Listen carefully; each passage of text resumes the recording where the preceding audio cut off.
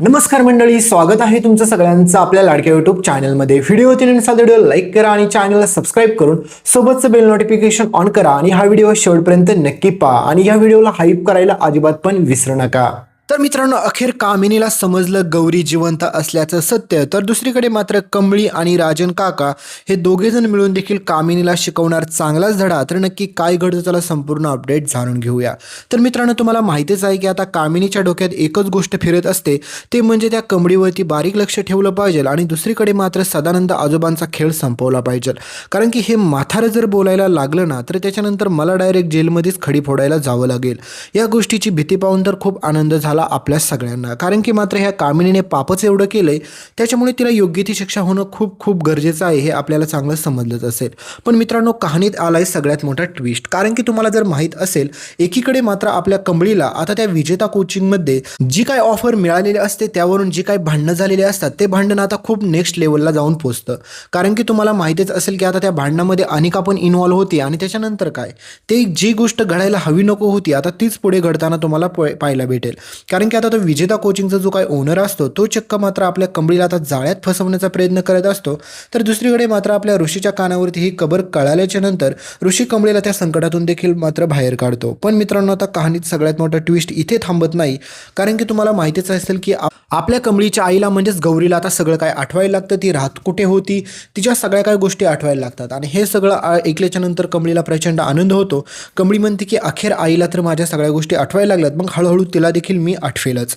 आणि दुसरीकडे कहाणीत महत्त्वाचा ट्विस्ट असा आहे मित्रांनो, की आता कामिनीला ज्या गोष्टीची भीती होती, आजपर्यंत तिला वाटत होतं की तिच्या आयुष्यात कोणता अडथळा राहिलेलाच नाही, कारण की तिने त्या गौरीला संपवलं। आता कमळी राहिली तर कमळीला खरं सत्य माहीत नाही आणि फक्त आता हा म्हातारा आहे, त्याला बोलायच्या आधीच मला खपवलं पाहिजे, नाहीतर मग माझं काही खरं नाही। पण आता कहाणीत मोठा ट्विस्ट असा येतो की आपली अन्नपूर्णा आजी जी काय सगळी काय प्रॉपर्टी असते, ती प्रॉपर्टी आपल्या कमळीच्या नावावरती पण थोडी करते, भलेही तिला सत्य माहीत नसतं तरी पण मित्रांनो, आता कामिनीला खूप मोठा धक्का बसतो, कारण की कामिनी म्हणते की म्हातारीने प्रॉपर्टी कमळीच्या नावावरती केली, याचा अर्थ मात्र मग अन्नपूर्णेला काहीतरी माहीत आहे। कारण की तुम्हाला माहितीच आहे की अन्नपूर्णा आजींनी कमळीला स्वतःची नातच मानलेली असते, त्याच्यामुळे अन्नपूर्णा आजी म्हणते की आपली खरी नात नाही सापडली म्हणून काय झालं, आपण कमळीला तर आपली नात मानू शकतो ना।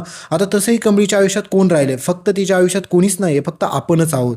त्याच्यामुळे मात्र आता अन्नपूर्णा आजी हा निर्णय घेते, पण कामिनी घाबरलेली असते। कामिनी म्हणते की मला लवकरात लवकर त्या कमळीला घातलं पाहिजे आणि तिचा खेळ संपवला पाहिजे, कारण की ह्या म्हातारीने त्या गावछाप कमळीच्या नावावरती प्रॉपर्टी केली का कदाचित ह्या म्हातारीला सत्य कळालं की कमळीच खरी तिची नात आहे ते। म्हणजेच मित्रांनो, कामिनीच्या मनात जी धाकधूक चालू असते, आता ती धाकधूक खरं सत्यात उतरणार आहे।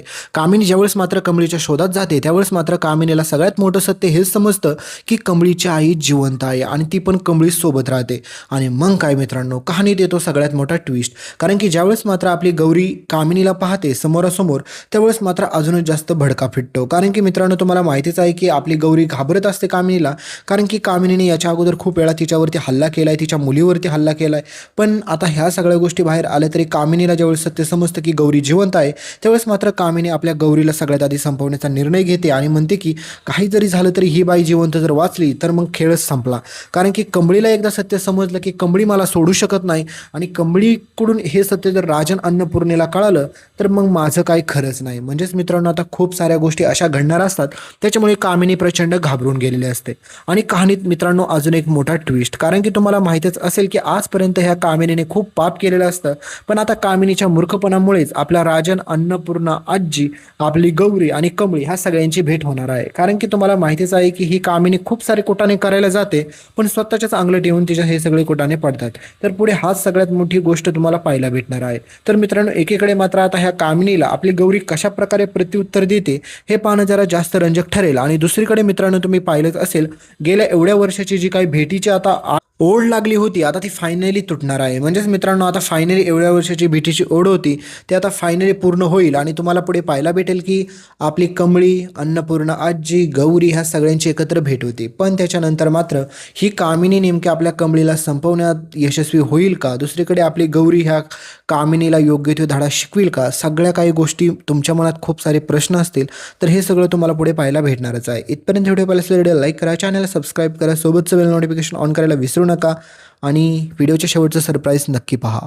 तुम्हाला दिसत असेल म्यूस्टॅकचा ओशन फेसवॉश, हा तुम्हाला टॅग प्रोडक्टमध्ये दिसत असेल तर त्याच्यावरती क्लिक करा आणि तिथून आवडणारे तुम्हाला कोणते पण प्रोडक्ट तुम्ही खरेदी करू शकता। एकदा चेक नक्की करा।